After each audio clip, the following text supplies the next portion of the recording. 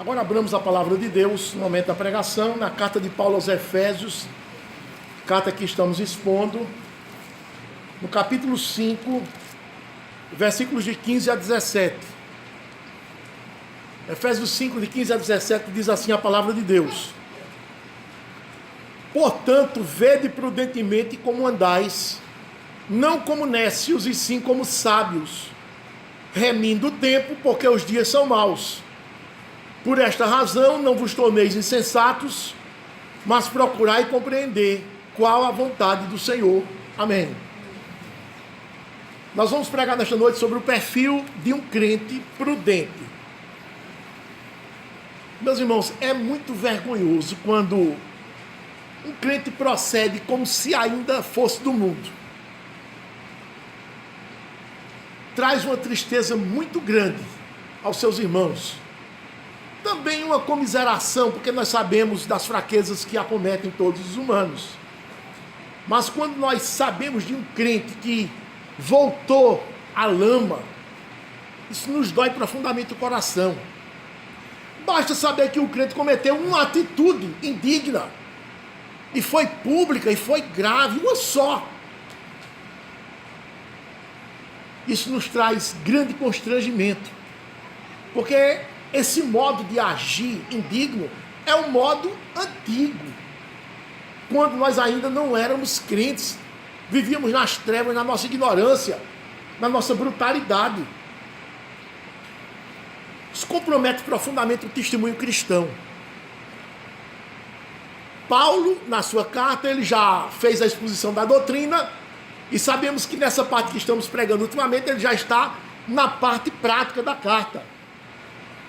E ele bate na tecla de que os crentes precisam entender que a nova vida em Cristo tem que ser vivida de acordo com a santidade. Aquilo que vocês viviam e praticavam antes, não podem continuar praticando. Essa é a ênfase do apóstolo nessa parte prática da sua carta. Que se espera de cada crente, então, que ele, moído pela palavra do jeito que tem sido, escutando a Escritura, ele já tem abominado de vez aquele modo antigo de proceder, rechaçado, com veemência, tendo ojeriza, horror. Meu Deus, como é que eu fazia tudo aquilo? É o que se espera de cada crente. Ele não pode mais andar com aquela roupa velha, suja. O apóstolo usou a palavra despoje-se, despoje-se, tira aquela roupa suja de antigamente, porque não cabe mais essa roupa no seu novo status de vida. Se alguém está em Cristo, é nova criatura. As coisas velhas ficaram para trás, tudo se fez novo. Então, no texto de hoje, o apóstolo vai sintetizar todas essas recomendações anteriormente dadas, chamando a atenção de todos os crentes para um procedimento prudente. Eu quero que vocês sejam prudentes. Antes, se vocês tinham alguma prudência, era da prudência do mundo, a prudência maligna, a astúcia maligna, se chama de prudência. Mas agora não, eu quero que vocês tenham a prudência correta, a prudência bíblica. É isso que eu quero que vocês tenham. Então, com esse título, o perfil de um crente prudente, eu associo a esse título a seguinte pergunta: como é que procede um crente prudente? Como é que ele procede? E eu vou responder essa pergunta com 3 respostas. A primeira, ele procede como sábio. Crente prudente procede como sábio. E no versículo 15, o apóstolo disse assim: Portanto, vede prudentemente como andais, não como nécios, e sim como sábios. Quando nós lemos o livro de Provérbios, irmãos, e vemos como nécio procede, nos dá, irmãos, uma agonia tão grande, porque nós nos vemos ali. Nós nos vemos ali em muitas daquelas transgressões, muitos daqueles procedimentos dos nécios de Provérbios. O nécio. O livro de Provérbios todo contrasta o nécio com o sábio, o nécio com o sábio. Ou você é sábio ou você é nécio. Ou você é nécio ou você é sábio. E essa ênfase vem para o Novo Testamento, vem para a vida cristã, principalmente Por isso que o apóstolo diz aqui, no versículo 15, exatamente essas palavras: portanto, vede prudentemente como andais, não como necios, e sim como sábios. Quando ele diz, vede prudentemente como andais, ele está dizendo, estai atentos. Estai atentos. O que é como andais? É o nosso procedimento diário, desde a hora que nós acordamos até a hora que nós vamos dormir. Você acorda, toma banho, toma café, se prepara, sai para o trabalho. Vai, trabalha. Tem contato com os ímpios, na compra, na venda, nos relacionamentos. Depois volta, almoça, depois volta para o trabalho e tem mais contato com pessoas, com todas as notícias. E como é que você está procedendo? Você está procedendo de forma sábia ou está procedendo como o nécio? Então ele enfatiza essa questão do andar diário, para que as pessoas olhem para você e digam assim: aí está um sábio, aí está um prudente, mas é um prudente diferente. Não é um prudente como essas pessoas do mundo que são prudentes, porque o mundo tem pessoas prudentes, mas é um prudente segundo a palavra de Deus. O insensato, como é que ele procede? Porque o apóstolo diz aqui com toda clareza: não mais andeis como nécios. Não mais andeis como nécios. Como é que o nécio procede? O apóstolo já tinha discorrido sobre isso, irmãos. Ele diz que o nécio é orgulhoso. O nécio é crítico dos outros. Ele é insensato. Ele tem um andar terrível no dia a dia. No capítulo 4, versículo 2, ele diz assim: rogo-vos, versículo 1, rogo-vos, no versículo 2, que vocês andem com toda humildade, mansidão, com longanimidade, suportando-vos uns aos outros. Esse aqui é o andar do sábio, é tudo que o nécio não faz. O nécio não faz nada disso aqui. Ele não tem humildade, ele não tem mansidão, ele não é paciente, ele não tolera as pessoas. Ele parece que tem ojeriza ao ser humano. Não tolera a mínima falha do próximo, sabe, irmãos? Está sempre com aquela palavra crítica, amarga para lançar, para zombar, para mangar do próximo. Esse é o procedimento do nécio. E Paulo já tinha alertado o povo de como deveria agir. No capítulo 4, versículo 17, ele diz que o nécio é cheio de opinião. Por isso, isto, portanto, digo, e no Senhor testifico, que não mais andeis como andam os gentios na vaidade dos seus próprios pensamentos. O insensato, ele ama dar sua opinião. E quando você rebate a opinião dele com a escritura, ele diz: você pode pensar assim, mas eu penso dessa forma. Quer dizer, ele opõe o seu achismo à opinião do próprio Deus, irmãos. Vejam como é atrevido, petulante, o nécio. E Paulo diz: ele é que anda na vaidade dos pensamentos. Vocês não podem mais proceder dessa forma, porque um dia vocês já foram assim. Ele mente, ele diz no versículo 25, por isso deixando a mentira, porque a mentira é o procedimento do nécio. No versículo 28, aquele que furtava, o furto é o procedimento do nécio. Ele acha que pode furtar e fica por isso mesmo.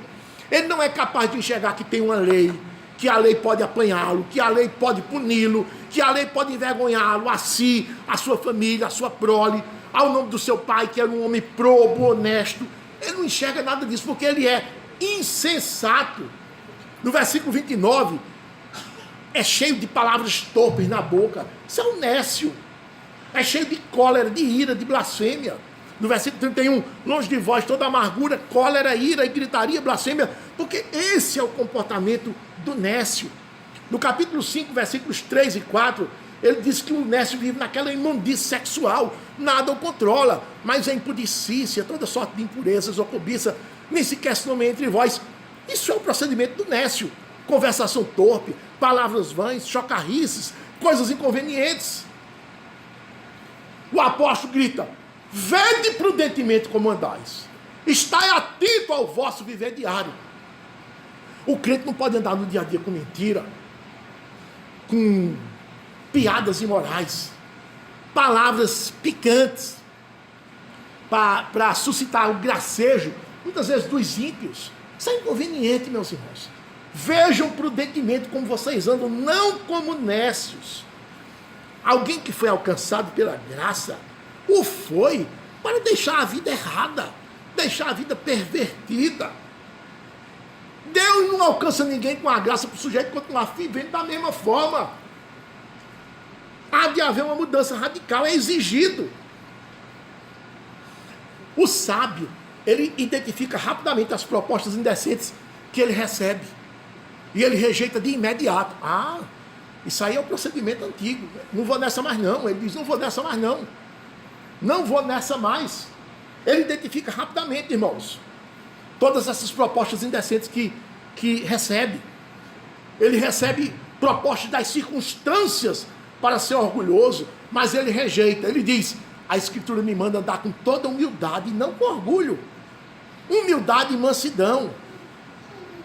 Ele recebe propostas para criticar o irmão, por causa das suas falhas, fraquezas, para mangar do irmão, por causa dos pecados de ignorância, muitas vezes, do irmão. Mas ele não faz. Ele não zomba do irmão, nem critica o irmão. Ele procura, irmão, suportar as fraquezas do próprio irmão, enquanto ajuda a abandonar. Porque ele se lembra que a Escritura diz, suportando-vos uns aos outros em amor. Cristão prudente é tentado a emitir suas opiniões próprias. O que é que você acha disso? Ele diz, olha, eu não acho nada, mas a Bíblia diz assim, assim, assado. Que maravilha, irmãos, quando nós ouvimos essa frase saindo da boca de um crente. O que é que você acha, fulano? Minha opinião é a mesma da Escritura, que a Escritura diz assim, assim, assim, assim, assado dessa causa. Ó, fulano deixou a esposa e está com uma menina bem nova, o que é que tu acha? O ímpio presente diz, tem que fazer isso mesmo, trocar uma de 40 por duas de 20, e aquela gargalhada. A Escritura diz, o que é que você acha, irmão? A Escritura diz que ele está em pecado, a Escritura diz que ele é um adúltero, a Escritura diz que ele está completamente errado, que ele é um transgressor do sétimo mandamento. Quer dizer, as nossas opiniões, irmãos, devem ser jogadas na lata de lixo. Nós devemos falar as opiniões da Escritura. Não mais andeis como os gentios, na vaidade dos seus próprios pensamentos, conceitos, achismos. O apóstolo disse, nós temos a mente de Cristo, quer dizer, nós raciocinamos como Cristo, porque nós absorvemos a sua palavra para o nosso coração. Eu não tenho mais opinião pessoal, é uma tecla, irmãos, não é? Renitente aqui em toda a Escritura. Ele não é mais obscurecido de entendimento, alheio à vida de Deus. Ele agora fala a mesma linguagem de Deus. Ele é tentado a mentir, mas ele fala a verdade, mesmo que isso lhe custe caro, porque a Escritura diz, fale cada um a verdade com o seu próximo. Ele lembra disso, e ele age prudentemente. Ele não vai mais mentir, agindo como nécio. Olha, mentira não é comigo, nem ver. Olha, se você continuar procedendo assim, eu vou lhe demitir. O senhor pode até me demitir, mas mentir eu não vou mentir não. Não vou lhe agradar para desagradar o meu Senhor, que é muito mais poderoso do que o Senhor, que é meu patrão. É assim que é para responder, irmãos. Ele é tentado ao furto, lá no local de trabalho dele, porque os seus amigos estão roubando. Rouba também, tu não roubava antes? Roubava antes, mas não roubo mais. E aquilo que roubava, eu já confessei ao meu patrão, já devolvi. Olha para aí, que maravilha. Furtava, não furta mais. Ele é tentado à ilicitude sexual, mas ele rejeita, porque isso não está de acordo com a vontade de Deus. Ele diz, o meu Senhor me disse que eu não adulterasse. O meu Senhor me disse que eu não cobiçasse. O meu Senhor me disse que eu não fornicasse. Porque o meu Senhor me disse que nenhum tipo de impudicícia, ou impureza, ou cobiça sequer fosse motivo de ser nomeado, quanto mais de ser praticado. Ele lembra disso, irmãos. Ele lembra disso. Ele não anda mais como nécio, ele anda como um sábio. E tem mais. O povo que vive errado, que faz parte do seu ciclo de amizade, filhos, mães, pais, tios, irmãos, amigos, ele chama a atenção. E ele diz, olha, desperta, tu que dormes, levanta-te entre os mortos e Cristo te iluminará. Porque do jeito que você está morto nos seus delitos e pecados. Ele não deixa em branco, não. Ele marca presença. Pode perder amigo, pode perder parente, esposa, filho, mãe, marido. Não quero nem saber, eu faço o que a palavra mandou. Ele escuta, meu irmão, o conceito da Escritura, que diz que não ande como nécio, mas ande como sábio. Ande como sábio. É exatamente essa a exortação da Escritura. De que não andemos mais segundo os ditames do nosso velho homem, as orientações e instruções que tínhamos na nossa velha vida, das quais nos despojamos e repudiamos, mas que andemos de acordo com a nova ordem que foi instalada em nós pelo Espírito Santo. Como sabemos que somos templos do Espírito Santo de Deus, o crente prudente, ele possui esse item no seu perfil. Ele é reconhecido como sábio.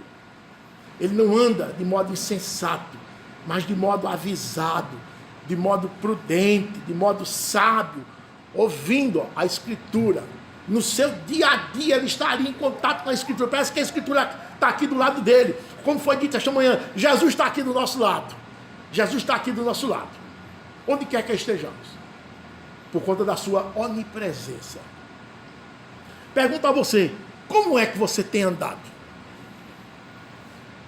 Desde o amanhecer até o anoitecer, que é o período em que a Escritura está se referindo nesse texto. Vede prudentemente como andais. Como é que você tem andado? Você tem andado como sábio? Como prudente? Ou como insensato? Com piadinhas engraçadas para se fazer engraçado? Com comentários jocosos para se fazer notado? Como é que você tem andado? O que é que seus olhos têm olhado? O que é que suas mãos têm feito? E nas negociatas que você tem feito? Como você tem se dado? Você tem agido com honestidade, sabendo que o Senhor, que odeia balança enganosa, está ali presente naquela hora? Você tem procurado identificar no seu proceder diário as marcas do sábio? Esta manhã eu procedi como sábio. Você tem feito isso? Esta tarde eu procedi como sábio ou como nécio? E ao deitar, como foi o meu procedimento neste dia? Eu fui um sábio ou fui um nécio? Você tem feito esse exercício, meu irmão? Ou você tem vivido assim, a esmo, aleatoriamente, ao léu, como dizemos? Corrija-se para o seu bem e para a glória do Senhor. Assim, a primeira resposta que damos sobre como anda o crente prudente é essa: ele anda como sábio. Segunda lição: como procede um crente prudente? Em primeiro lugar, procede como sábio. Em segundo lugar, ele aproveita o tempo. Ele aproveita o tempo. Olha o que está escrito no versículo 16. Remindo o tempo, porque os dias são maus. Remir o tempo significa aproveitar o tempo. O que é que significa aproveitar o tempo? Aproveitar as oportunidades. Quais oportunidades? Porque isso é uma coisa muito variada. Aproveitar as oportunidades é uma lei geral.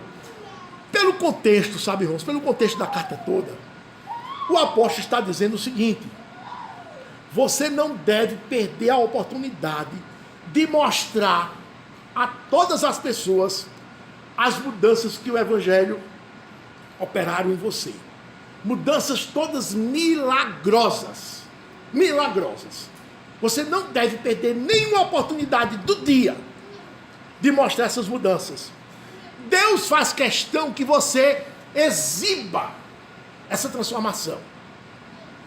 Ele não quer que você apareça mostrando roupas caras, os carros e motos que você comprou, os bens que você tem, a sua capacidade disso, daquilo.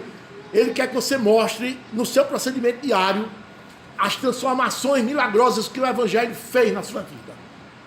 Como se você estivesse numa vitrine para que todos olhem, admirem. Ele quer isso.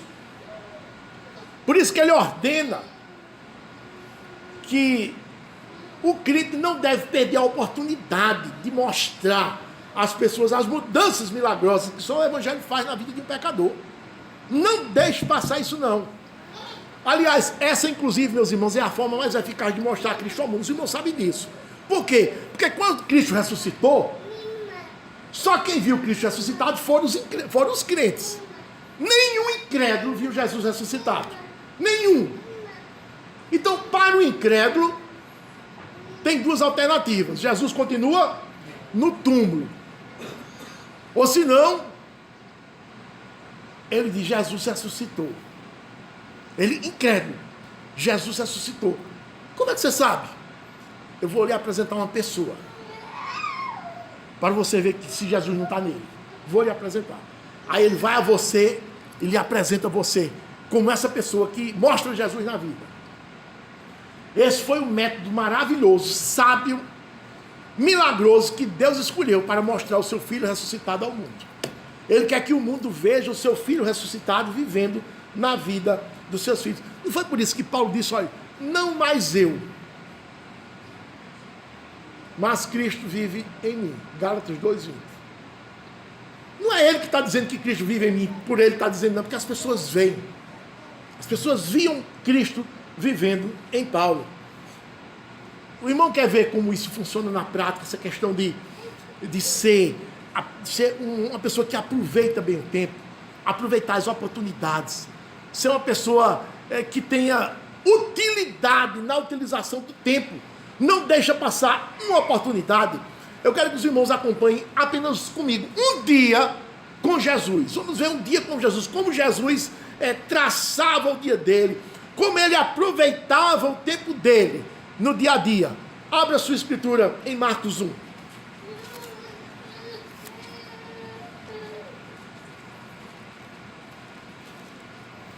Marcos capítulo 1.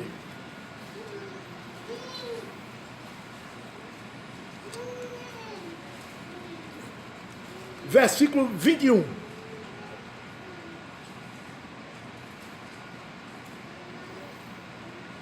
Vamos aqui ver uma agenda de Jesus, a agenda diária, um dia qualquer. 21 diz, depois entraram em Cafarnaum, cidade de Cafarnaum, e logo no sábado foi ele ensinar na sinagoga. Então imagine lá um sábado de manhã, Jesus entra na sinagoga, e a primeira atividade dele é começar a ensinar. Ele ensina na sinagoga. Maravilhavam da sua doutrina, porque os ensinava como quem tinha autoridade e não como os escribas. Não tardou que aparecesse na sinagoga um homem possesso de espírito imundo, o qual bradou, que temos nós contigo, Jesus Nazareno, vieste para perder-nos, bem sei quem és, o Santo de Deus. Mas Jesus o repreendeu, dizendo, cala-te, sai deste homem. Então o espírito imundo, agitando-o violentamente e bradando em alta voz, saiu dele. Todos se admiraram a ponto de perguntarem entre si, quem vem a ser isto? Uma nova doutrina? Com a autoridade ele ordena aos espíritos imundos e eles lhe obedecem. Então correu célere a fama de Jesus em todas as direções, por todas as circunvizinhanças da Galileia. Segura esse texto. Jesus entra na sinagoga, ensina a palavra, depois que ensina a palavra, liberta um homem do poder de Satanás. Duas atividades ele realizou nesta manhã na sinagoga. Termina a reunião da sinagoga, versículo 29. E saindo eles da sinagoga, foram com Tiago e João, diretamente para a casa de Simão e André. A sogra de Pedro, que é Simão, achava-se acamada, com febre, e logo lhe falaram a respeito dela. Então, aproximando-se, tomou-a pela mão, e a febre a deixou, passando ela a servi-los. Logo depois do culto da sinagoga, talvez eles foram almoçar na casa de Pedro, e a sogra estava doente, não podia preparar, e Jesus curou a sogra de Pedro, e ela passou a preparar o almoço, a servi-los.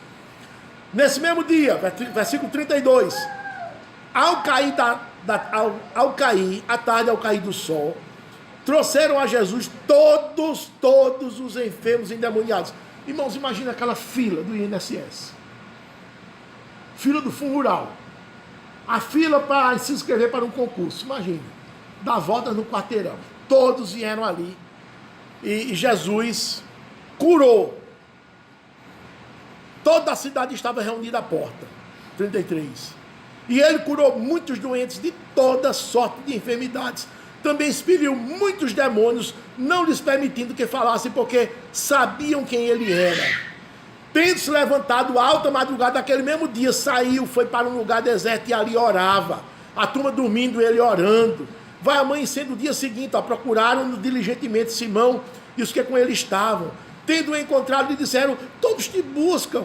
Jesus, porém, lhes disse, vamos a outros lugares, as povoações vizinhas, a fim de que eu pregue também ali, pois para isso aqui eu vim. Então foi por toda a Galileia, pregando nas sinagogas. Irmãos, que agenda, que agenda. Como Jesus aproveitava as oportunidades. como Jesus remia o seu tempo. E nós, como temos remido o nosso tempo? A Escritura, irmãos, dá grandes conselhos a respeito disso. Ela nos chama a atenção para essa questão de aproveitar o tempo, aproveitar as oportunidades. Nós estamos nesse mundo, mas nós somos cidadãos de um reino espiritual e devemos agir a serviço desse reino espiritual. Não é isso que a Escritura requer de nós? Em João capítulo 9,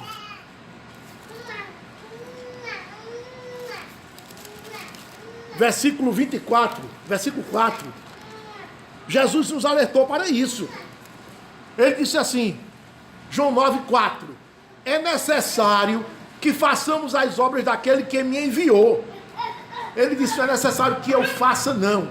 Que façamos, nós façamos, eu e vocês. Enquanto é o quê? Enquanto é dia. Esse dia aqui não é aquele dia, então, enquanto está claro, não. Enquanto é dia significa enquanto você pode fazer. Porque vai chegar o dia que você não vai poder fazer. Talvez porque você adoeceu, está numa cama, está em coma. Talvez porque você morreu. Talvez porque levantou-se grande perseguição, você foi preso, você está impedido de falar. Façamos as obras daquele que me enviou enquanto é dia. A noite vem, quando ninguém pode trabalhar. A noite vem, quando ninguém pode trabalhar. Veja Romanos 13. Romanos capítulo 13.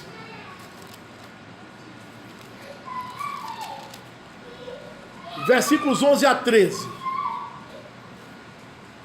Paulo disse assim, veja que ele está repetindo a mesma teologia de Jesus Cristo, a mesma recomendação, a mesma instrução. E digo isto a vós outros que conheceis o tempo, já é hora de vos despertardes do sono. Isto é, vocês precisam remir o tempo, já é hora de vos despertardes do sono, porque a nossa salvação está agora mais perto do que quando no princípio cremos. Vai alta a noite e vem chegando o dia. Deixemos, pois, as obras das trevas e revistamos-nos das armas da luz. Andemos dignamente como em pleno dia, não em orgias e bebedices, não em impudicices e dissoluções, não em contendas e ciúmes. Estão vendo, irmãos? Vocês precisam remir o tempo. A Escritura ordenou aos irmãos de Éfeso que aproveitassem bem o tempo, porque os dias eram maus. Não é assim que o apóstolo diz? Remindo o tempo, porque os dias são maus. Ora, aqueles dias que Paulo estava vivendo ali, no primeiro século, eram dias terríveis. Havia uma multidão de falsos profetas. Ele diz aqui em Efésios 4,14, acompanhe. Para que não mais sejamos como meninos, agitados de um lado para o outro, levados ao redor por todo o vento de doutrina, pela artimanha dos homens, pela astúcia com que induzem ao erro. Ele está querendo proteger a igreja de uma multidão de falsos profetas que estavam vivendo naquela região ali. A sociedade de Éfeso mentia, furtava, adulterava, era colérica, estressada, era um povo mau. O desamor abundava entre o povo, as orgias sexuais se multiplicavam na população. Eram esses os dias de Paulo, ele disse, os dias são maus. Aí eu me dirijo a você e pergunto, e os dias de hoje? São bons, né? São maus. E muito mais maus. Muito mais maus. Diante de um clima desse, de uma temperatura tão elevada, de promiscuidade no meio da qual vivemos, nós não podemos perder uma só chance, meus irmãos, de mostrar como é realmente a vida de alguém transformado por Deus. Não podemos perder essas oportunidades. Paulo, ele sabia remir o tempo, ele aprendeu a remir o tempo, a não perder tempo, a aproveitar as oportunidades a favor do reino espiritual no qual ele vivia. Paulo ia para Damasco, caiu do cavalo, quando se encontrou com a luz que era Jesus. Entrou puxado como um cego na cidade de Damasco, foi para a rua direita, hospedou-se na casa de Simão, um curtidor. Estava lá cego sem ver. Aí o Senhor desperta um crente de Damasco chamado Ananias. Ananias, levanta-te e vai lá. E põe as mãos sobre ele e cura, porque eu tenho preparado este homem para pregar o evangelho entre os reis e entre os gentios. É para mim um vaso escolhido. Ananias replica um pouco, mas obedece e vai. Quando chega na rua direita, na casa de Simão o curtidor, Ananias impõe as mãos, chama Saulo de irmão. Irmão Saulo, recobre a vista. Veja esse texto em Atos 9. Atos 9, 17.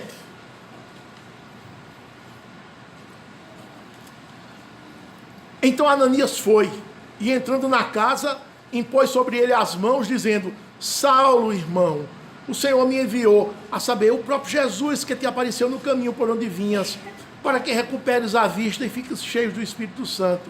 Imediatamente lhe caíram dos olhos como que umas escamas e tornou a ver. A seguir levantou-se e foi batizado. E depois de ter se alimentado, sentiu-se fortalecido. Então permaneceu em Damasco alguns dias com os discípulos. 20. E logo pregava nas sinagogas a Jesus, afirmando que este é o Filho de Deus. Por que perder tempo? Logo eu vou pregar. Já vou agir a favor do reino de Deus. Eu vou remir o tempo. Se a oportunidade se me deparou, eu vou aproveitá-la. E vou usá-la a favor do reino do meu Senhor. No capítulo 16 de Atos, ele estava na cidade de Filipos, na Grécia, pregando, saía pregando todos os dias. E quando ele estava pregando, uma moça atrás: esses homens são servos do Deus Altíssimo. Todo dia essa moça gritando: esses homens são servos do Deus Altíssimo. E por muitos dias ela fazia isso. E num determinado dia, Paulo disse: isso é um espírito maligno, e eu vou expulsar esse espírito maligno agora, em nome do Senhor. Aí no capítulo 16, versículo 18, diz que isto se repetia por muitos dias, essa moça gritando: esses homens são servos de Deus Altíssimo. Então Paulo, já indignado, voltando-se, disse ao Espírito: em nome de Jesus Cristo, eu te mando, retira-te dela. E ele, na mesma hora, saiu. Só que teve um problema com isso. Versículo 19: vendo os seus senhores, os senhores da moça, que se lhe desfizeram a esperança de lucro, porque essa moça tinha o espírito de adivinhar. Ela adivinhava e dava lucro aos seus senhores. Vendo os seus senhores que se desfizeram a esperança de lucro, agarrando em Paulo e Silas, os arrastaram para a praça à presença das autoridades.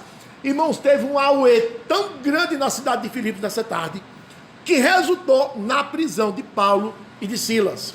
E eles foram colocados na jaula, na masmorra, na cadeia, estavam lá presos e lhes amarraram os pés. Versículo 25.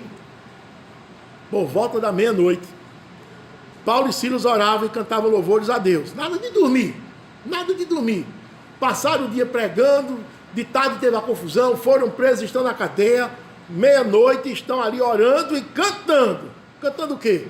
Os salmos, irmãos, cantando os salmos. E os demais companheiros de prisão escutavam. Esses homens não dormiram não, estão alegres ali, viu? De repente sobreveio o tamanho terremoto que sacudiu os alicerces da prisão, abriu-se todas as portas, sabendo dessa história. 27, o carcereiro despertou do sono e vendo abertas as portas do cárcere, puxando da espada, ia suicidar-se. Supondo que os presos tivessem fugido, porque na lei romana o carcereiro respondia com a sua vida pela vida do preso que fugisse. E muitos presos iam fugir, já sei que vão ser mortos. Então, para evitar todo esse flagelo, esperar até o dia do julgamento, eu me mato aqui e resolvo logo a parada.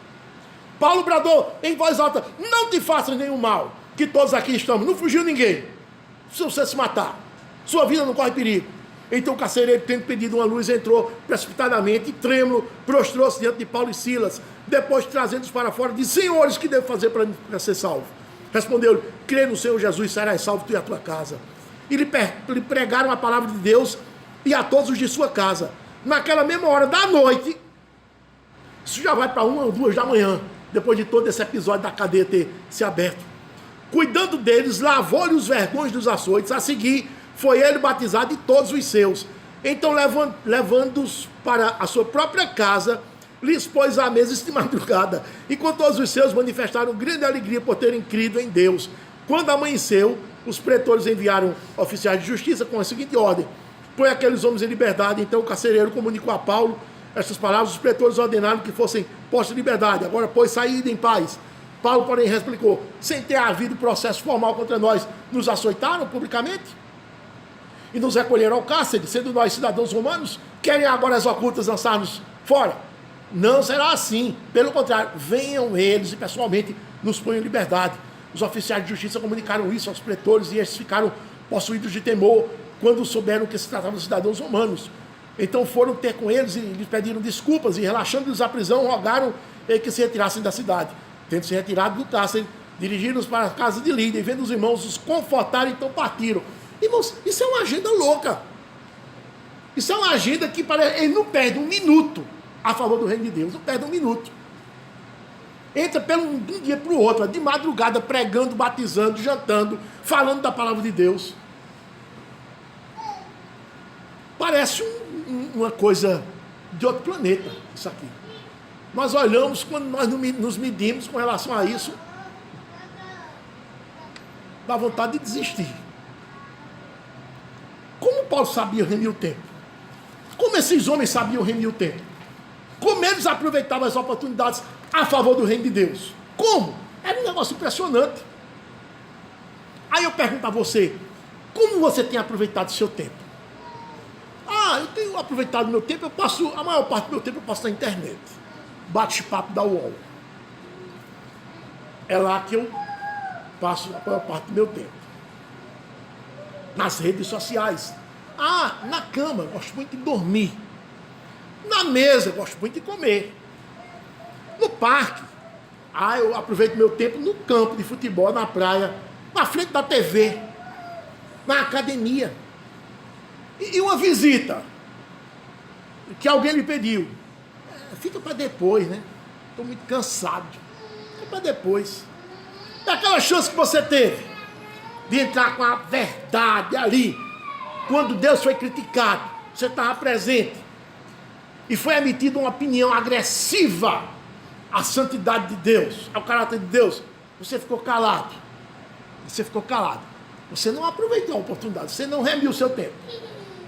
Naquele dia em que o seu patrão zombou de Deus com uma piada imoral, todo mundo ficou rindo, era para você ter entrado ali com não tomarás o nome do Senhor teu Deus em vão, porque o Senhor não terá por isso. Você ficou calado, com medo de perder o emprego. E naquele dia que o professor na sala de aula escarneceu de Deus, zombou de Deus, colocou Deus debaixo do tapete, e você, sabendo dar uma resposta correta, ficou calado, com medo que o professor lhe marcasse e agora fosse lhe dar notas baixas e você corria o risco de ser reprovado. Onde é que está o seu poder, o seu dínamo? Onde é que está a sua visão de enxergar as oportunidades? Elas não surgem na sua vida? Será possível que Deus não depara para você oportunidades para você agir a favor do reino dele na sua vida, no dia a dia? Depara ou não depara? Certamente depara. Ou você não enxerga, que está distante da escritura, sua visão está míope, ou você enxerga e dá as costas, porque não quer se comprometer, porque não quer ter trabalho, não quer ter custos. São essas as respostas que nós temos. Aproveitar cada oportunidade, irmãos, considerando a perversidade desses dias, é marca distintiva de um crente prudente. Ele sabe que tem que aproveitar porque os dias são maus. Os dias são maus. Essa foi a segunda lição. Tem uma terceira. Como é que procede um crente prudente? Lembre-se, em primeiro lugar, ele procede como sábio. Em segundo lugar, ele aprende a remir o tempo. E em terceiro lugar, ele procura compreender a vontade de Deus. Isso está no versículo 17 de Efésios 5. Remindo, por esta razão, não vos torneis insensatos, mas procurai compreender qual a vontade do Senhor.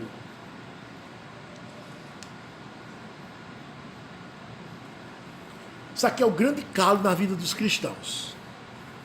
Compreender qual é a vontade do Senhor para fazer. Os homens só fazem duas vontades, ou a sua ou a de Deus. Ou a sua, que eu digo, não é a própria, a dele, somente a dele, a do patrão, a do senhor dele, a do amigo dele, a humana, né? A humana, a sua humana, ou a vontade de Deus, ou uma das duas. Quando você estava nas trevas, você só fazia a sua vontade, isto é, a vontade humana, ou sua, ou de quem quer que fosse. Porém, quando você se converte, abandona aquela vontade humana e passa a mirar a vontade de Deus. Esforce-se, cresce diariamente em fazer somente a vontade de Deus. Os crentes agora, por serem servos, fazem somente a vontade do seu Senhor, que é Jesus Cristo. Se me amados, né, guardarei meus mandamentos, farei minha vontade. Quem faz a vontade própria, a vontade humana, Paulo diz, é insensato. Por esta razão não vos torneis insensatos, mas procurai compreender qual a vontade do Senhor. Quem faz a vontade de Deus é sábio. Versículo 15, ele tinha dito, vede prudentemente e comandais, não como necios, e sim como sábios, quer dizer, fazendo a vontade de Deus. O apóstolo está dizendo, com essas palavras, irmãos, referindo-se ao contexto já tratado, que o crente resgatado, que foi das trevas e da fútil maneira de viver, ele precisa viver considerando aqui 4 coisas. O perigo dos dias presentes. Você no dia a dia, viva considerando essas 4 coisas. Não viva bobinho não, alheio, sabe, aéreo. Não viva dessa forma. Viva considerando essas 4 coisas. O perigo dos dias presentes. A impiedade espantosa ao seu redor.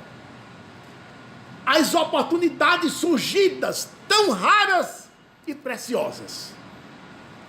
E a 4, a necessidade de ser vigilante o tempo inteiro. Paulo diz, considere isso, meu irmão, senão você vai ser um ridículo. Você é um crente ridículo. É a palavra insensato que ele usa aqui. Insensato, ridículo. Agindo, sabe, sem levar em conta todas essas coisas, com aquela simplicidade da pomba. Somente sem a esperteza da serpente, a prudência da serpente. Mesmo crentes, meus irmãos, em todas as áreas que se nos deparam, nós podemos fazer a nossa vontade, a vontade humana e a vontade do Senhor, nós sabemos disso. Não, a vontade humana é essa, nessa situação, mas a vontade de Deus é essa. Todos nós sabemos identificar isso. É precisamente nesse ponto aqui, nessa encruzilhada, em que o apóstolo grita para os crentes, não sejais faltos de juízo, fazendo a vontade própria, a vontade humana, como no tempo das trevas, mas façam agora a vontade de Deus, porque vocês agora estão na luz. Estão na luz. A mulher de Potifar, todos os dias, tentando José. José disse, olha, o meu Senhor me colocou por Senhor de todas as suas coisas. Somente a ti ele me vedou. E eu agora cometeria essa traição contra o meu Senhor e pecaria contra Deus? Quer dizer, ele teve uma proposta indecente. Mas eu compreendo qual é a vontade de Deus. Então eu vou agir pela vontade de Deus. Foi assim que ele fez. E ele agiu. E sabemos que a mulher ficou brava e terminou acusando, caluniando, e ele terminou preso. Passou 13 anos na masmorra. Foi o custo de ter sido fiel a Deus. Foi o custo de compreender e fazer a vontade do Senhor. As parteiras foram chamadas por Faraó. Se for menino, mate. Só menina, deixa viver. As parteiras, porém, temeram a Deus e preservaram os meninos machos que nasciam. Preservaram. Quer dizer, elas compreenderam qual era a vontade do Senhor, que não era matar as crianças, os meninos, as crianças do sexo masculino que nasciam. Elas compreenderam que a vontade do Senhor era preservar aquelas vidas e elas fizeram a vontade do Senhor em detrimento da vontade do Faraó, que podia facilmente mandar degolá-las pelo seu poder de império.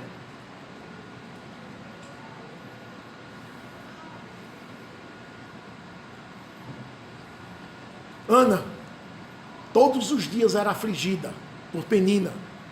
Era amargurada. Penina zombava dela, porque Deus havia cerrado a sua madre. Ela chorava, mas ela não reagia pela carne contra Penina. Pelo contrário, entrava na casa do Senhor, derramava sua alma, chorava e pedia clemência a Deus. E sabemos o que foi que aconteceu. Porque Ana compreendeu qual a vontade do Senhor. Jó, meia hora perdeu todos os seus bens. E a última notícia: Jó, teus filhos se banqueteavam na casa de um deles, e deu um vento impetuoso, caiu a casa sobre todos os 10 filhos, todos morreram. Todos morreram. Você está preparado para ouvir uma notícia dessa? De um filho apenas e de 10. E de 10 filhos. Todos morreram. Depois Jó foi atacado por uma úlcera do alto da cabeça à planta dos pés. E se sentava na cinza e com um caco de barro coçava as úlceras. Ele estava podre, do alto da cabeça à planta dos pés. A mulher dele olhou para ele, teve um asco, uma ojeriza, uma revolta tão grande, e disse: Jó, tu ainda conserva a tua integridade? Amaldiçoa a Deus e morre. Ele disse: louca, tu estás louca. Nós receberíamos o mal do Senhor, não recebe, o bem do Senhor, não receberíamos também o mal. E assim Jó não pecou com a sua língua. Jó compreendeu qual a vontade do Senhor e fez a vontade do Senhor. Daniel, os sátrapas, com raiva de Daniel, porque ele era honesto, fizeram estratagema para elevar o ego do soberano da Babilônia. Disseram: ó rei, é dito um decreto que todo súdito faça orações não a seus deuses, mas somente a ti. E ele achou aquilo, não é, um enaltecimento do seu ego, e na hora: tragam rápido esse decreto que eu quero assinar. E trouxeram, e ele assinou o decreto, e foi publicado aquele edito. Quando Daniel soube, foi para o quarto e orou normalmente 3 vezes por dia, como costumava fazer. Foi acusado e foi jogado na cova dos leões. Daniel não deixou de orar, porque ele compreendeu qual a vontade do Senhor. A vontade do Senhor é orar a Ele. Ele manda que nós oremos sem cessar. Eu compreendi qual era a vontade, então não vou deixar de orar. Todo aquele que é crente prudente procura compreender qual a vontade do Senhor. Jesus foi tentado no deserto por Satanás. E Satanás tentava nos pontos mais nevrálgicos, daqueles que Jesus estava com mais necessidade. Por exemplo, transforma essas pedras em pães. O sujeito, depois de 40 dias em jejum, sem comer e sem beber, transforma essas pedras em pães. E ele compreendeu qual era a vontade do Senhor. Ele não cedeu à tentação de Satanás. Por isso que Efésios 5,10 diz assim: provando sempre o que é agradável ao Senhor. É para nós compreendermos e fazermos a vontade do Senhor. Paulo disse em Romanos 12:2: e não vos conformeis com este mundo, mas transformados pela renovação da vossa mente, para que experimenteis qual seja a boa, perfeita e agradável vontade de Deus. É compreender a vontade de Deus, irmãos. Pedro disse: vamos seguir os passos de Jesus. 1 Pedro 1:21, 2:21. Quais são os passos de Jesus? Eis aqui estou. Cantamos no Salmo 40, versículo 7 e 8. No rodo do livro está escrito a meu respeito, Jesus disse: agrada-me, meu Pai, fazer a tua vontade, porque dentro do meu coração está a tua lei. É a vontade de Deus que deve ser feita. Procure compreender qual é a vontade do Senhor. O sábio, o prudente faz isso. Pergunto a você: qual é a vontade que você faz? A de Deus ou a sua? Ou você faz um mix, uma mistura? Quando não é custoso, eu faço a de Deus. Mas quando custa, eu faço a minha. Eu faço a minha. É assim? Será esse o seu procedimento? Se for assim, então você é um tolo. Caminha para a derrocada, para o fracasso da sua vida. Agora, se você procura compreender qual é a vontade do Senhor para fazer, como Daniel, como as parteiras, como Ana,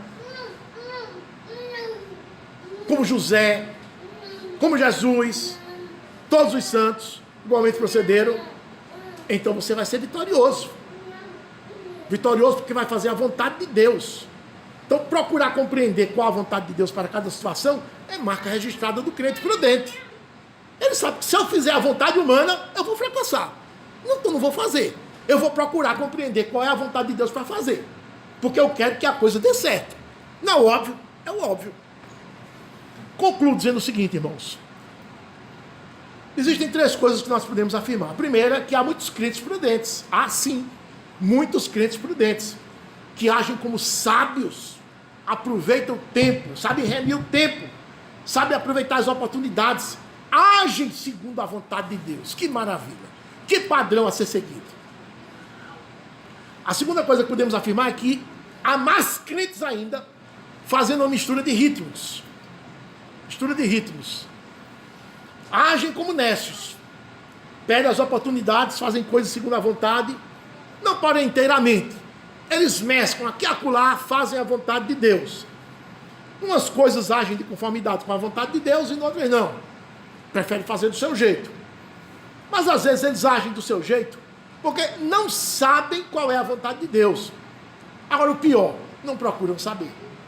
Não procuram saber. Tem preguiça, sabe? São imediatistas, não, eu quero fazer logo. Procurar saber qual é a vontade de Deus demora muito. E também pode ser que quando eu procure saber qual é a vontade de Deus que ele responda, não seja a que eu quero. O coração enganoso nos leva a essa situação. E a terceira, que há ainda mais e mais crentes que continuam agindo segundo o status anterior do mundo, quando não era crente. Só faz a vontade humana. Suas opiniões são da vontade humana. Só falam segundo o mundo. Só agem segundo o padrão aí fora. Não querem mesmo saber qual é a vontade de Deus. Não querem saber.